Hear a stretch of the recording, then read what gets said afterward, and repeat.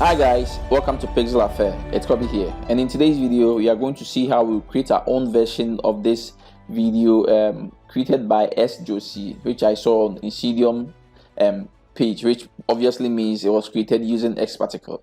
But I wanted to see how we will use normal Cinema 4D Mograph stuff to recreate something like this, right? So this was, like I said, created by at S.Josie and this is actually his page. He has a lot of nice stuff here which you can check out later, but let's see how we will create this one that he did. And I think it's an Envato element stuff that he did, which is being sold there, so you can check it out later as well. But let's get into Cinema 4D and see how we will use Mograph to create something similar to this, right? So here I'm in Cinema 4D, and you are going to use normal Cinema 4D. So any Cinema 4D version that you use, I think you should be able to do this particular effect. So let's get in. I have a new tab open here, so let's quickly create our scene. So I'll come into my splines and I'll create an arc. I'll select the arc, come to the object tab, and I'll reduce the radius to 100 centimeters, and I'll increase the end angle to like say 240. And then another thing is the plane. I'll change it from XY to ZY because I want it to be on the Z axis, right? So another one thing I want to do is I want the axis of my arc to be at the tip here, not in the center. So I'll use a null object. I'll create a null object and make the arc a child of the null object. Select the arc and come to its coordinates, and I'll move it back minus 100 centimeters. Now I'll go ahead and create a cloner object, make the null a child of the cloner object, and select the cloner, come to the object tab and change the mode from grid to radial, and then I'll select the radius, come down here to the radius and set it to like say minus 150, right? Now I'll select the clone and increase the count to like say 100. So what I'm basically doing is that we are creating the path through which our particles will be traveling on, right? And we are actually using the clone and the arc to create that path. So now that we've created our path, this is just a small version of it. We eventually increase it, and this is very procedural, so we can increase it anytime we want. So now that we've created our path, let's go ahead and create the particles that we want to travel on. So I'll come into my Mograph menu and I'll create a matrix, and in the matrix I'll come into my object tab, change the mode from grid to object, and the object we want to clone the matrices on is the cloner object. So I'll select the cloner and drag and drop it in here to the object slot here, and I can see each and every spline created by this cloner has 10 matrix on as well. So that's exactly what we want, but then we don't want the matrix to be distributed. We want it all to start from the tip here. To do that, we can simply come to the down here to the end and drag it, so all of them will start from the tip. But now, for now, let's actually do that and leave it. But for now, we just want it's 10 copies being created. We just want one for now for us to see what's happening before eventually, when we are done, we can increase it to any number we want. So I can just double click on this knot here to make 10 red so that I don't see my clones, and I'll come to the matrix. So if I select the matrix and come to the offset, if I move the offset, now I can see now our matrix are moving on path, right? But if you get to the end, it skips back to the beginning. So let's uncheck loop so that it doesn't skip back to the beginning, right? So our path, can see the offset is moving through. We can also come down here and use the rate. If I increase the rate and hit play, automatically our matrices will be following our path. You can actually even add variation. Let's actually increase our number of frames, right, a little bit. And now if I hit play, you can see it's matrices are following that, but the variation is not working, and that's because the matrices doesn't see these clone splines as one spline. So to do that, let's come into our object and I'll create a connect object, make the cloner a child of the connect object, and let's actually name the connect object path, right? So showing us this is the path that our matrices are traveling on. I'll now select the matrix, and instead of the cloner, I'll replace it with the path path object, which is the connect object. And now I can see the matrix, the offset variation of the rate is now working. So now you can see you can add more variations and stuff.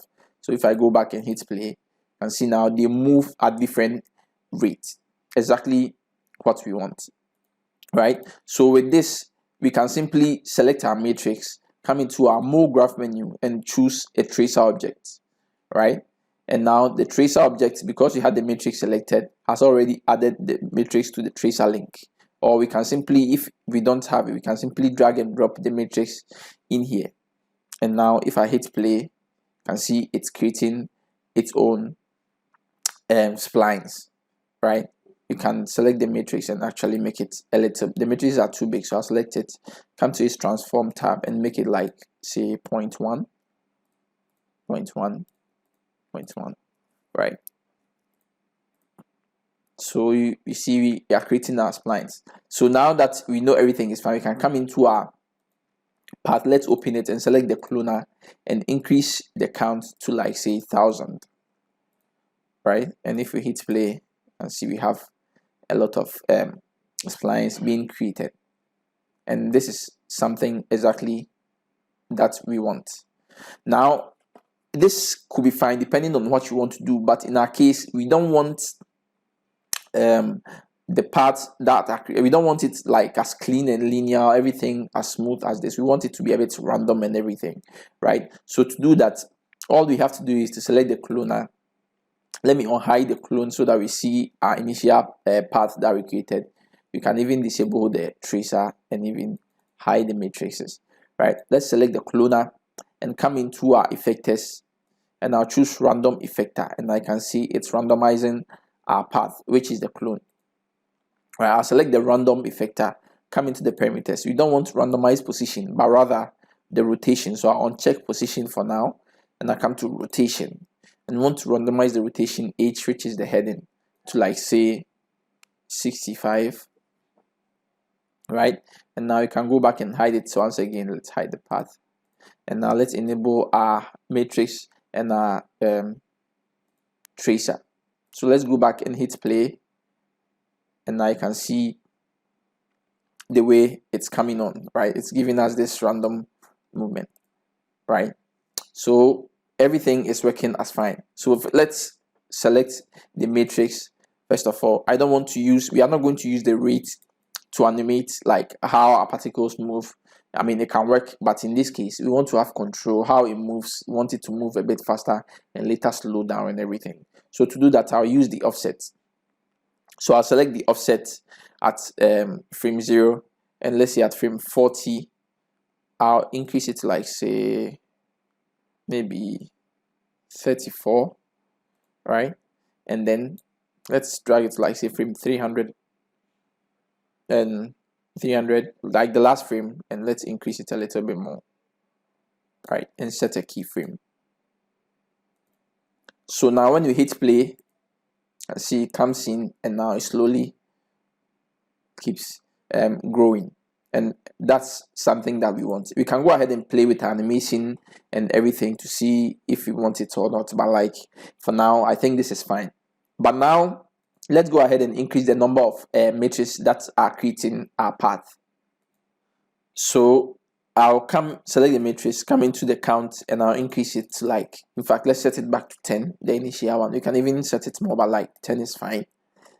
And now if you hit play, you can see it's creating extra, but not much has changed. And that's because even though we are creating 10 extra matrices, which is generating other splines with the tracer, it's all following one path. So there's no variation in every path. It's all still on the same like path, right? So to do that, you have to give it a little bit of randomness, right? So to do, we'll select the matrix. In fact, let's name this random, the first one, random path, to show that this is the random effector for the path. And in fact, we can actually even select, create a null object and put these two in the null object and name it path, so that we don't get confused, right? So now let's select the matrix and come to our effectors, and I'll create a random effector, and you can see it's moving our matrices, right? So I'll come into the attributes of the parameter tab, and then I'll make sure the x is 0, z is 0, and the y, I'll make it something like, say, maybe 8, right? And now if you hit play, you can see it's giving us this extra splines. In fact, for us to see what's going on, I can come into the path, the cloner, and I'll reduce it all the way to, like, say, from the 1000 to 1, right? And if I hit play, you can see now every matrix, now we just have only one path, right? So every matrix is generating all these, splines. But if we didn't have this random on and hit play, you can see, even though we have 10 different matrices, they are all generating just this one path, even though there are several paths, but all on one line, right? So that's what the random added is doing for us. So now let's select our clones again and set it back to the 1000 that we had. Now if you hit play, everything you can see has that randomness and everything is working as fine. But another issue we have is that I don't want the initial position, like when they start, you can see all the matrices are already randomized before like it starts. But we don't want it all to be like in that clean circle before it starts getting randomized. So to do that, we will select the matrix once again, and then the matrix itself, and then I'll come into the effectors.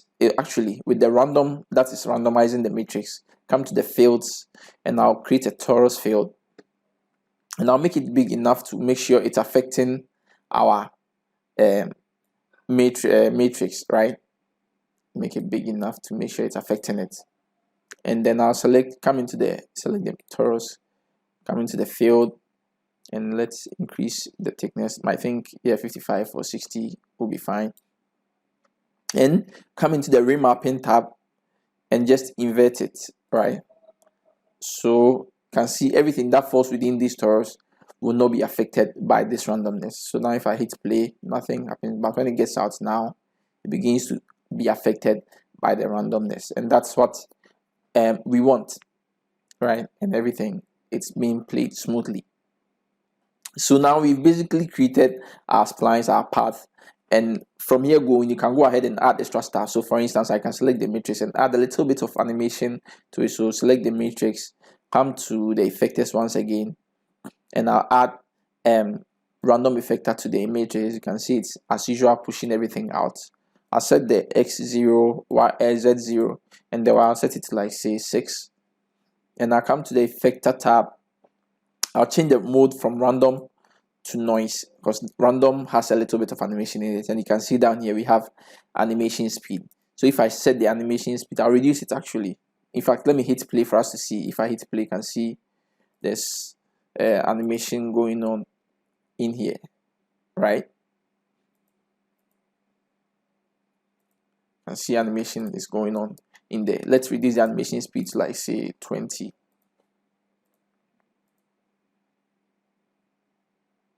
Right, and there will be a little bit of subtle animation in it, and everything is fine as well. The next is, you can see the random animation that we've created. Let's also name that one animation. The random animation we've created is already affecting our matrix before even it starts. So let's do the same thing we did for the first random. You select the random, come to the fields, and instead of creating a new torus, you can use the old one. So I'll just select the old with this one random animation selected. Just click and drag the old torus and drop it in here, and I can see it's not affected, so it gets out of the torus area. So if I hit play, now the animation begins to come on, right? And everything is fine. So let's create something to, in this case, if we start rendering, we'll see through our splines to see the other side and all of that. We don't want that. So let's create a torus. And because we know this has the shape of a torus, it's easy. So we can come in here and create a torus here, and I'll make it the size 250, and I know the size to be 250 because if I come into the path, you can see if I select the cloner, we moved it on the radius minus 150 plus the arc itself. We moved it, where is the arc? move it minus 100. So minus 100 plus minus 150 gives us minus 250, right? So that's basically the radius of the torus that we are going to create. That's 250. And the size of the pipe, like the pipe radius is 100 because the arc, the size of the arc is also 100. So let's make the pipe radius 100. This is basic math calculation. In fact, let's reduce it a little bit so that some don't enter. Maybe, yeah, 97. And now let's make it smooth. I increase the segments and stuff. All right, and let's create a material. Make it black, completely black. We don't want reflectance, and apply it to the torus so that we see what's going on. Right, let's go ahead and create our camera. I'll go ahead and hide all these effectors that we've created so that we don't see them. All right, and let's go ahead and create a quick camera. In fact, I'll select the camera, come to coordinates, and make sure everything is zeroed out except the Z position. And then I'll create a null object, make the camera a child of the null object. Then I'll use the null object to rotate our camera and everything. Right, so I'll rotate it something like that. In fact, let's select the camera, come to the object tab, and let's change the focal length to something very wide. Right, let's see, 15. It's extreme, but let's use the 15 and zoom in. Right, so that we get that feel. Right, you can even select it and rotate it a little bit like this. Right, so something like this for now.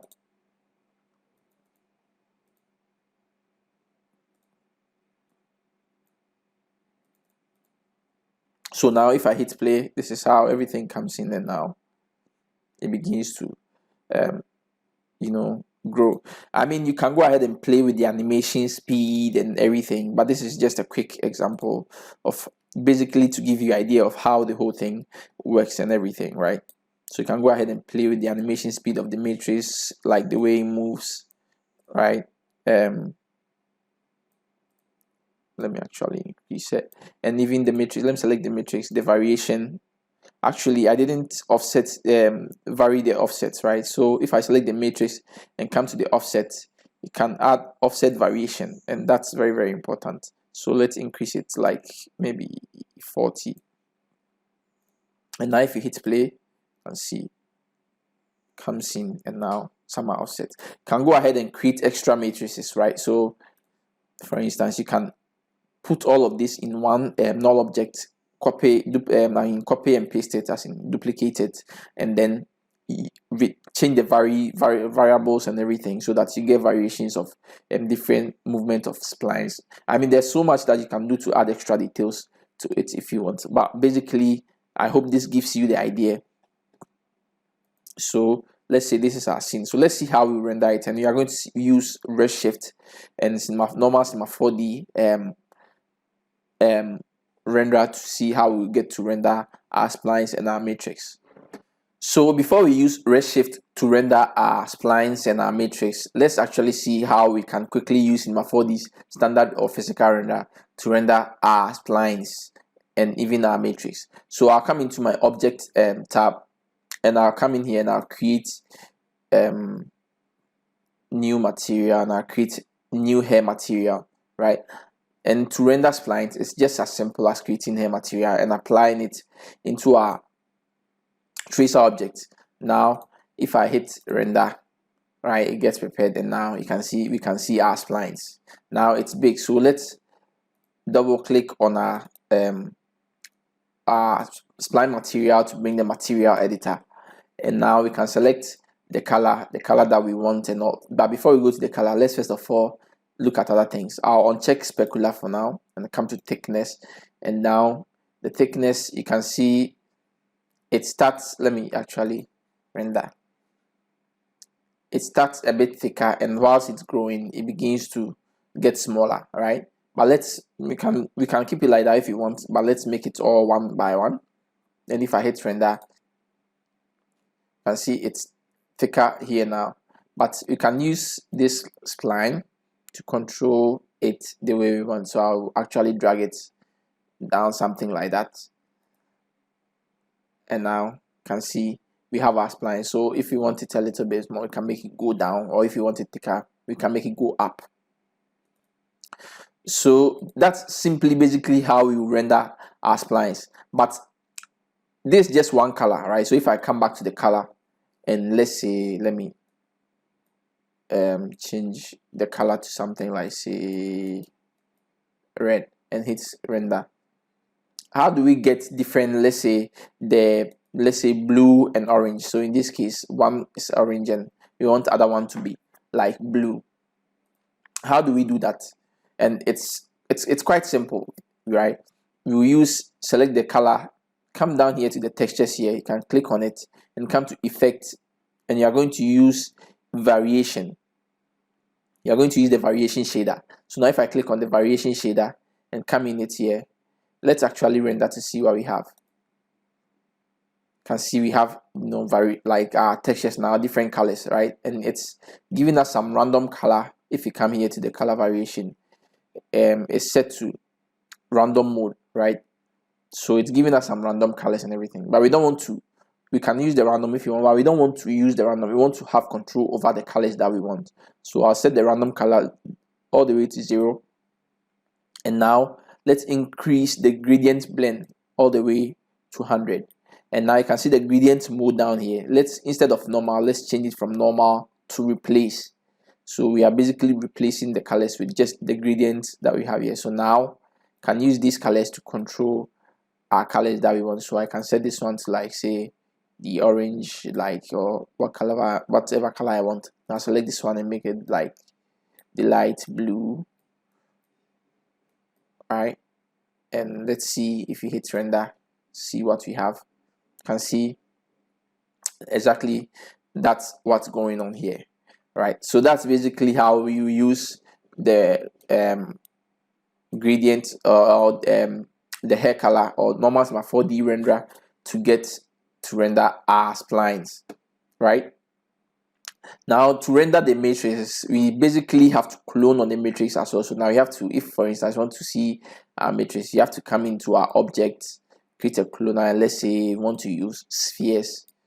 Make the sphere like maybe size of, like, say 5, and make it a child of the cloner. Change it from render to render instance so that will be faster, and change the mode to, like, say, object we want to clone on. We can drag and drop in the matrix. And now if we hide our matrix, you can see the spheres are the ones which are showing. Now if I hit render, you can see our spheres as well, and you can go ahead and give it any color material that you want. So that's basically, if you are using the Smart 4D basic render, that's how you set it up, and then go ahead and add our lights to actually shade and everything. So that's how you use the Smart 4D standard or physical renderer to get to render your splines and your matrices. It's also worth mentioning that you can actually use normal sweep object here and your tracer, so that you can use normal geometries and materials and textures to render your splines if you want to, right? But that will be a bit heavy for this scene, so probably you might want to do it at the end of everything when you are sure about your animation and your camera angles and everything. All right, so let's see how we will use Redshift to also render this same scene. So to use Redshift, I've actually cleared everything with the lights and everything about of Cinema 4D. So what I'm going to do is I'll come into my material in here, and I'll come into create Redshift material, and I'll apply it to my hair material first. Now nothing will happen, but if I right click, so let me right click on the tracer, come to my render tags, and I'll choose Redshift object. Now if I select the object, the tag Redshift object tag which has been added, you can see we have the curve tab, and the mode is set to disabled. I can change it from disabled to one of these. So the hair strand is basically like the hair that we did in Cinema 4D with the Cinema 4D hair and everything, and these other ones are like using geometry, like I said, with the sweep nerve and everything, but it happens at render time. So let's first of all choose the hair strand, and now the thickness and everything is set here. So if you go ahead and add bring our Redshift render view, let me first of all hide our material manager. and come to my redshift render view, right? I'll put it somewhere here. Now if I let me actually, another thing, if I hit render, I'm not sure much what happened, but let's see. So yeah, you can see it's rendering, and now you can see our splines, and they are quite thick and all of that, right? Let's go ahead and add an HDR material, like a dome lighting as so that we can use an HDRI to render our splines. So I'll come in here to Redshift light, and I'll add a dome light. Now go into my HDRIs. Now choose maybe one of these. You can also find, if you don't can use any HDR, if you don't have, you can search in the Smart 4D assets browser and you can get HDRI in here, right? So we don't want to see the background, so I'll uncheck the background, dome lights, uncheck the background. And now first of all, the thickness of our splines are too much, so I'll select the object tab and I'll reduce the thickness to, like, say 0.2. right? Actually, yeah, I think 0.2 is fine for now. And let's hit render to see what we have.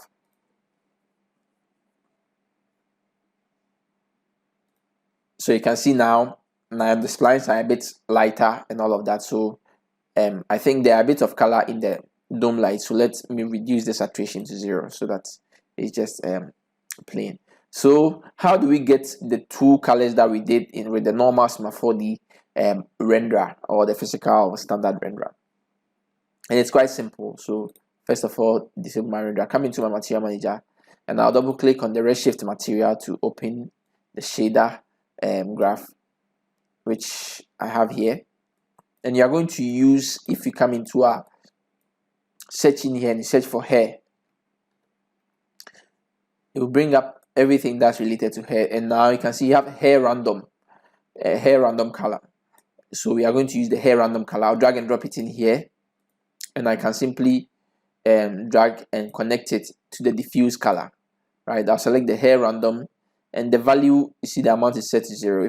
Let's increase it to, like, say 1, and hit render to see if we have something.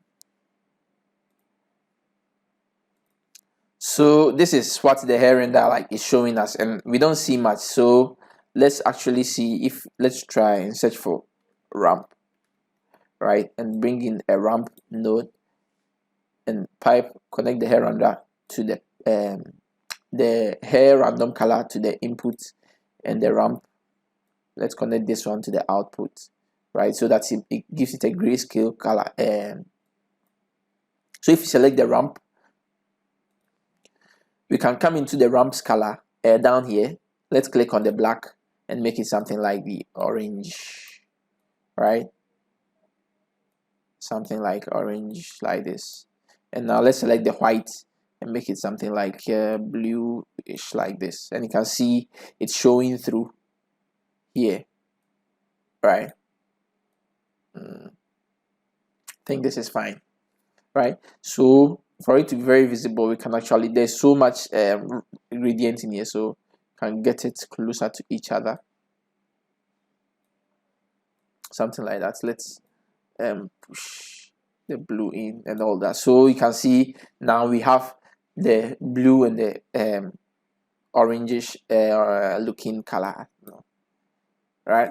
So that's basically how you will use Cinema 4D inbuilt render to give it those two various colors, right? That's quite simple. So the next is, how do we actually render our matrices? And that one too is simple. All we have to do is the matrix, actually right click on the matrix as well, come to our object render tags, add redshift object, and now you can see, instead of, you see when it was on the how do you call it, the curve, it was rather on the tracer, it was rather, this type was showing curve, but when it's on the matrix, it's now showing particles, right? So redshift object tag notices what object it's on, and now it chooses to give you the attributes that you will need. So let's change the mode. The mode is set to disable. Let's change it from normal disable to one of these, right? So you can use point instance, or you can use spheres and all of that. Let's actually choose sphere instance. All right, and if we hit play, let me enable my image traces, and if I hit play to render once again here, you can see our matrices are beginning to show, but it's quite small because in the matrix we actually reduce the transform to 0.1. We can actually either bring it back to like 1 by 1 by 1, so that we see what's going on. So 1 by 1 by 1, and our matrices are showing. It will take a bit of a second to actually, because of the hair, like it sort of takes a little bit of time to generate them. But then, so now that you've shown everything, it should be visible enough. So now you can see our matrices are showing as spheres. You know what? Let me for now disable the tracer so that we focus on this, the matrix. So with the matrices as well, we can simply select and apply any material. So come into our materials, create redshift, create a redshift material, and we can apply it to our matrix here, right? And you can see it has been applied. You can double click on it to bring our shader graph. Let me move it on the side for now, and now let's add, like, for us to get random colors with our matrix, you can actually use normal Cinema 4D effectors. So I can come into my effectors, right, and I'll come into now choose random effector. I'll select the random effector, I'll drag it down, I'll actually name it color, right, and then I'll come into the effector tab, the random, in fact the parameter tab. I don't want to affect position but rather color, so I'll turn on